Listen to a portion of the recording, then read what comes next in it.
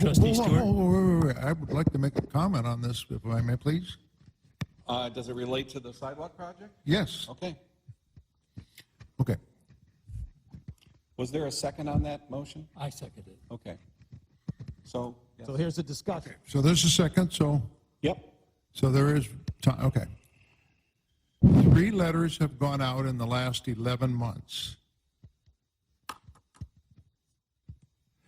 Significantly different. The second letter, first of all, Paul and all of you, thank you for coming. Paul, I forget your first name, sir. Dave? Okay. Good biblical names. Paul, David, John. Matthew and Mark. My point is this. Open the lines of communication. The heavy hand of local government coming down and saying, we're going to remove these slabs and you're going to pay for them and we're going to put them on your tax bill that Mark Clinton will send out, and you don't have any voice, is not the way we want to approach these things. Thank you very much. I have had, excuse me, I have had to replace 4 slabs in front of my house. I had some more work done last week, and I believe in the purpose of this project. I have had senior citizens use a walker at my humble Lake Point home. I have seen my 2.5-year-old grandson slip and fall on my neighbor's sidewalk because there was a more than 2-inch gap, and I worried that he was going to lose a tooth already.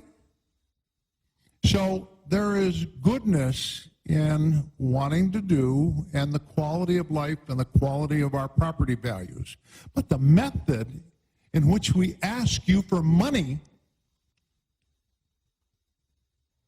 can be improved with our communication with Mr. Schrott. And I'm so glad to hear Paul, once again, I'm using you as an example. You're going to be out there tomorrow morning. Now, I used a contractor named John Sinicola, and I used the man that Jack Parmenter in Lake Point is my nominee for Citizen of the Year for Plymouth Township. He has facilitated at least 35 sidewalk improvements within Lake Point because he sought out a private contractor, and this guy was good.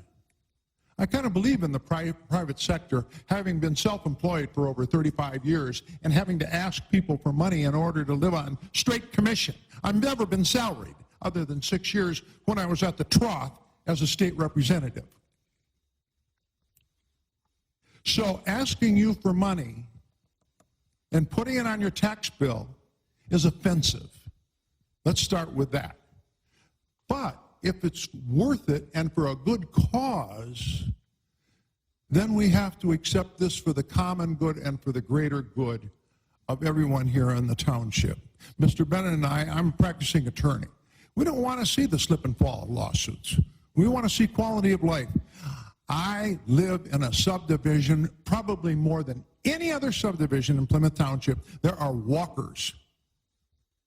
There are senior citizens rolling the walkers.